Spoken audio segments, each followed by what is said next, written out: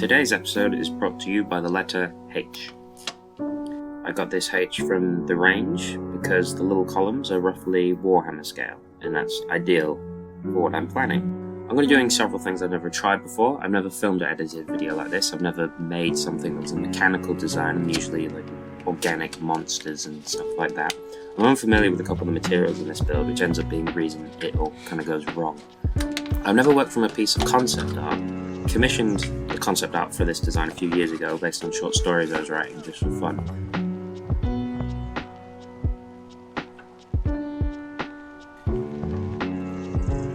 Even though the build all goes very wrong in the end and I don't like the way it turned out, I kept on going because I was trying all these new things and I was actively learning as I was doing it. So I thought it was worth it just to film and edit, because I've not done that before.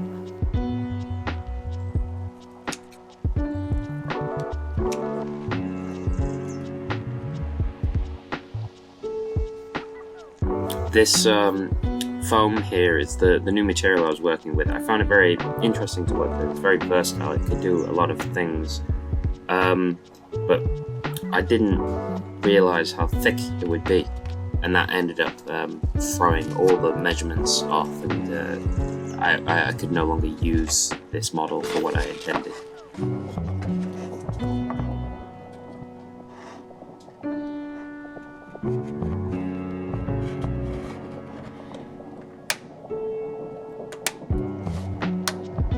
I want to turn the short stories that I wrote into the basis of a homebrew tabletop game. I like crafting, so I want to craft all the pieces, and that starts with one of the most iconic things in that world, a canopic pod. Basically, it's a walking fridge freezer full of human heads. You can see on it that it's got 6 doors. Each door is a human head, or maybe it's just a brain.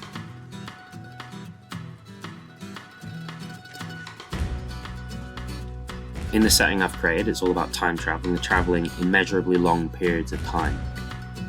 Because of the inconsistent movements of the sun and the moon and time dilation, time travel is a bit like a bumpy road, so you're never exactly sure where you'll end up. It isn't a big deal unless you're traveling billions of years, though in this case, most of the people are. To solve this issue, they freeze people in cryopods, send them a little bit further back than they think they needed to, and then they'll pop out exactly when they wanted. The economy version of that is chopping off people's heads, freezing them all together, and then you have a canopic pod. It wanders around for maybe thousands of years looking for bodies to attach its passengers' heads onto. The visual aesthetic of the canopic pod is sort of like a 50s atomic age smeg fridge freezer, sort of crossed with sort of a robotic horrible bug. In this build, I'm going to be showing its little extendable surgical arms, which it uses for attaching and doing basically brain surgery. But those are usually inside of the body, and you don't usually see those.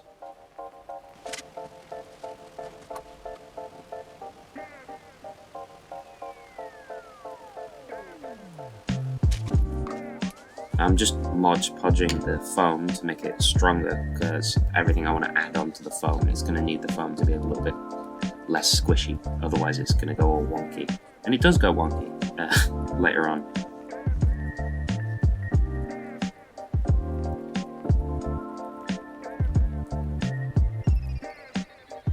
Here I'm noticing that I've messed up, that after putting that thing on the bottom and adding all the foam around the side, that it's now a lot bigger than it's supposed to be.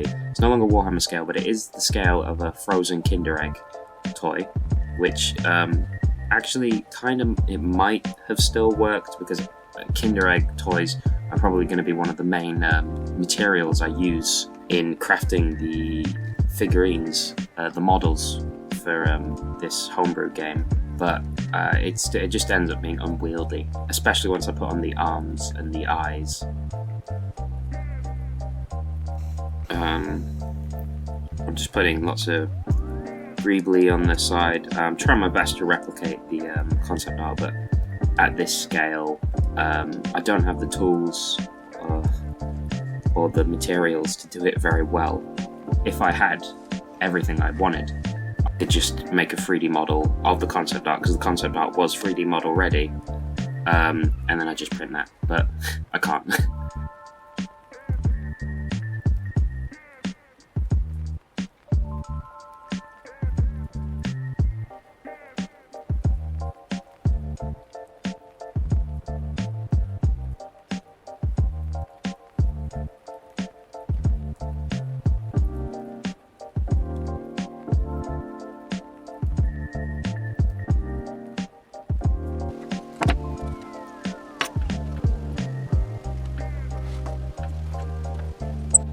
I didn't really have much of an idea for the arms, which is why they ended up looking a bit more tentacly than bug-like. When I started this build, I had actually just moved house and I didn't have many precision tools to hand.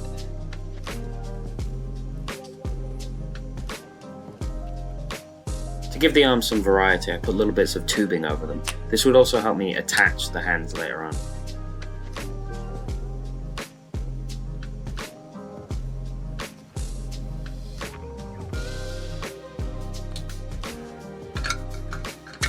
To make the various different surgical tools for the hand, I started by stealing a chainsaw from a Chaos Space Marine.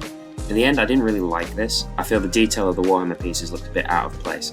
I'd rather have used something that looked a little less detailed in order to make the rest of the build look better as a whole. I'm using a piece of a Connect fidget toy thing for claw. I struggled to glue some of the pieces together, so I used little pieces of foam as a sort of in-between because everything seems to stick to this foam. I'm using the head of a Chaos Space Marine as another claw.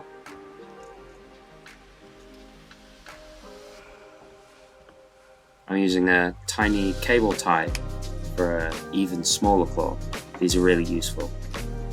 For a needle arm, I've put a pin through a styrene tube.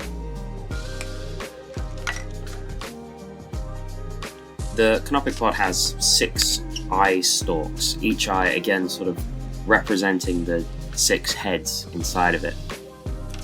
I feel like the eyes are kind of a window into the soul that is trapped within. For the eyes, I want them all to be sort of different to represent the different people inside. I'm using the square part of a cable tie. I'm using the other part of a cable clip. And I'm just using beads.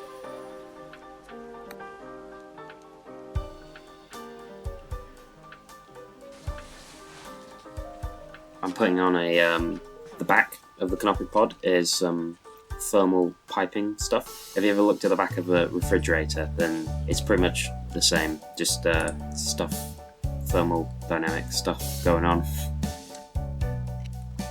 I cut a wooden bead in half to make the shape of the leg. The actual leg in the concept art is a lot thinner, but I wanted this to sort of be able to stand up, and I couldn't really think of what else to use. I wasn't quite sure what to do for the legs. I originally described them as sort of wind-up, chattering teeth toy legs, like a classic sort of 50s toy robot leg. You can kind of see evidence of that where I described the shape of it, but the concept artist rotated them. Instead of being interlocking toes, they've become what they are. Just hitting all the foam with Mod Podge again, this time mixed in with a little bit of black acrylic paint, pretty much just so I can see how unsmooth the surface has become.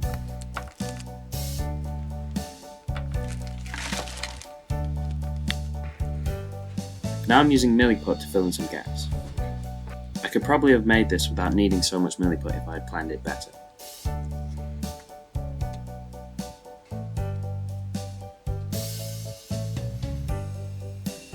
I'm just working it with regular sculpting tools and water to make it smooth.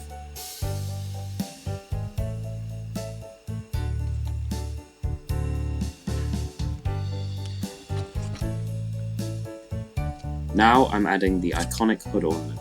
I'm just making out of some bent wire for the beak and some more Milliput for the head. This is an ibis head. The company that made Canopic Pods and Cryopods heavily uses ancient Egyptian imagery for their marketing, to sort of borrow the credibility of their mummy preservation. The Canopic Pod gets its name from the mummification process. The Canopic jars, which hold the removed organs from the mummy, the idea being it's not a whole body in the Canopic Pod, it's just a brain or head, depending on how much you've paid. The problem being, the original Canopic jars don't include one for the brain. The brain was just thrown away. Using some creative liberty, Cryoway took the image of Thoth, the god of wisdom, to head their Canopic Pods. This being quite obscure knowledge at the end of the world, most Canopic Pod passengers believe the hood ornament to be a stork, carrying them to their new lives to be reborn again.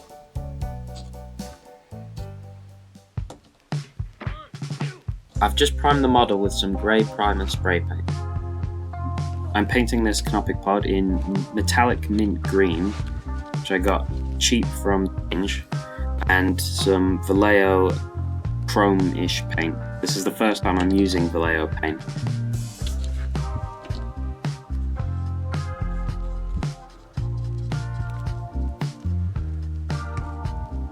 Canopic pods actually come in a range of colours: mint green, baby blue, and pink.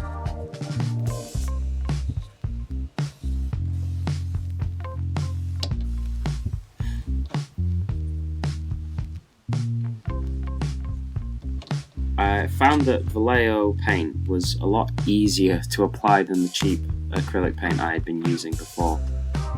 I think I'm going to use Vallejo a lot more from now on.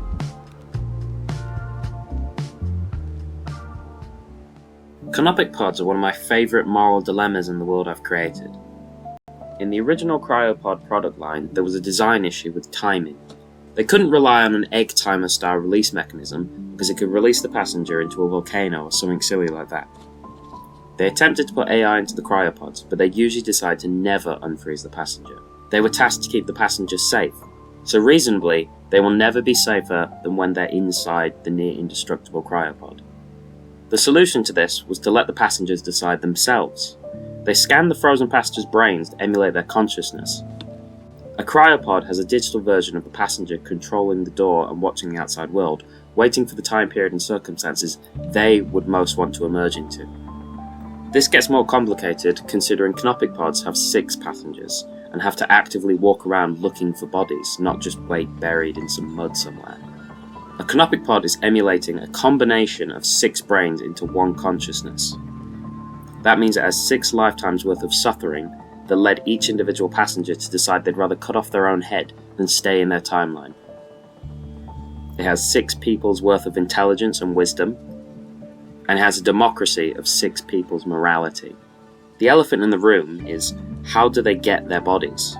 Canopic pods are mostly found wandering aimlessly through the prehistoric jungle of Pangaea, a lawless land where prosthetic or ethically sourced bodies are rare. The best case scenario is a canopic pod following someone around like a vulture until they die of natural causes.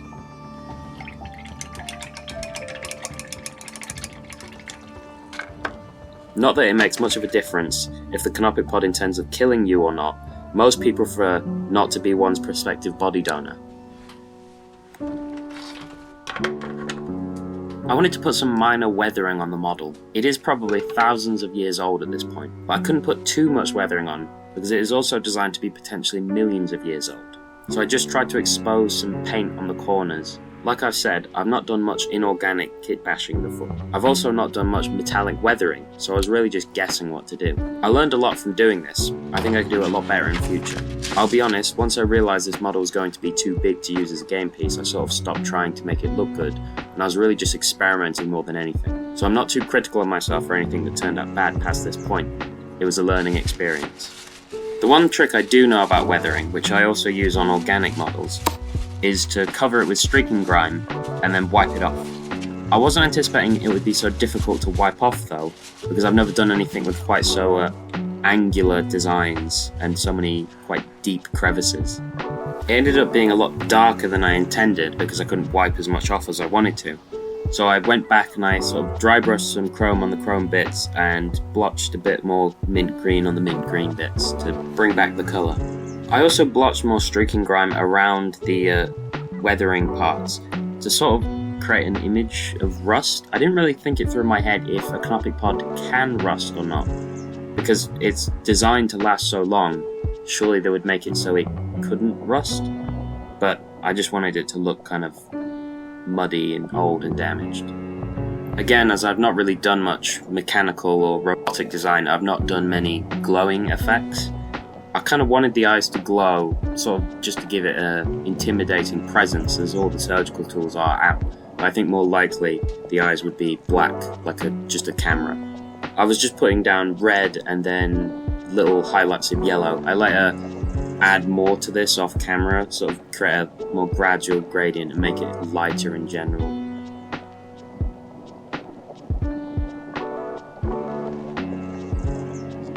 I decided that because this wasn't going to be a functional game piece, I might as well make a kind of mini diorama and experiment with scenery a little bit. I used these sort of cork coasters I found at the range. They were a little bit flimsy, so I reinforced it with a copy of 2007's Balls of Fury, starring Christopher Walken.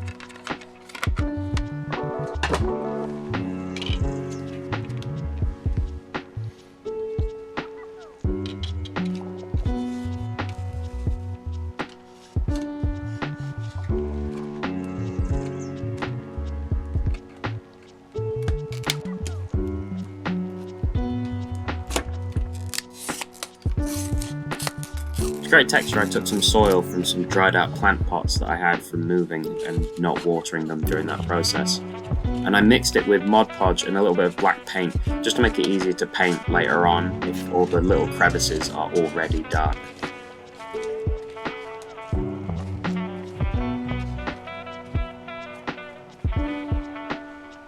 I did the top of a toy palm tree. I keep getting these in packs of dinosaurs I buy.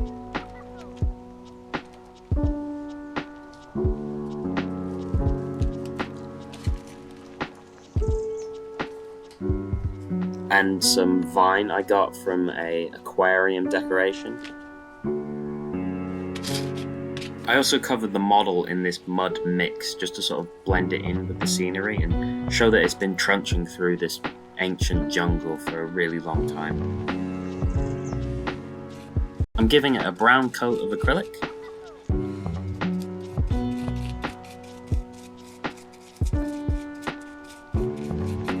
It wasn't flowing very well. I thought it'd be lazy because I just happened to have a spray bottle of water in arm's reach, so I just sprayed the whole base, and this helped the acrylic float into all the little cracks.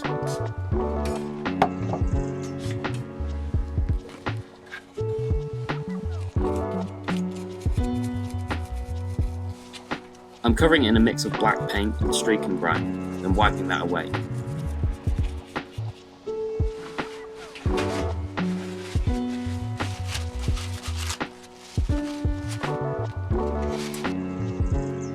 I'm also putting some splashes on the model too.